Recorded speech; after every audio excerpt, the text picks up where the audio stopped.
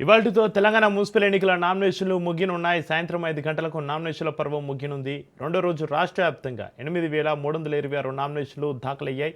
కాంగ్రెస్ నుంచి 3,379, బీఆర్ఎస్ నుంచి 2,506, బీజేపీ నుంచి 1,709 నామినేషన్లు దాఖలయ్యాయి.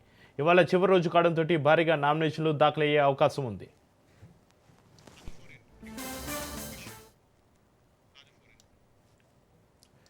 ఇవాటితో తెలంగాణ మున్సిపల్ ఎన్నికల నామినేషన్లు ముగినున్నాయి. సాయంత్రం 5 గంటలకు నామినేషన్ల పర్వం ముగింపుకు సంబంధించి మరింత సమాచారాన్ని మా ప్రతినిధి రాజు ఫోన్లో అందిస్తారు. రాజు, గుడ్ మార్నింగ్ చక్రి.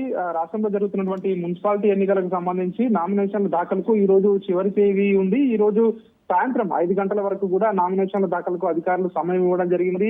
7 మున్సిపల్ కార్పొరేషన్లు, 116 మున్సిపాలిటీలకు జరగబోతున్నటువంటి ఈ ఎన్నికలకు సంబంధించి ఈ రోజు నామినేషన్ల దాఖలకు చివరి తేదీ ఉంటుందని చెప్పి ఇప్పటికే ఎన్నికల సంఘం తన షెడ్యూల్ లో వెలువరించడం జరిగింది. 2 రోజులుగా కూడా చూసుకున్నట్లయితే మనము రెండో రోజు నిన్న 7,980 మంది అభ్యర్థుల నుంచి 8,326 నామినేషన్లు దాఖలు కావడం జరిగింది.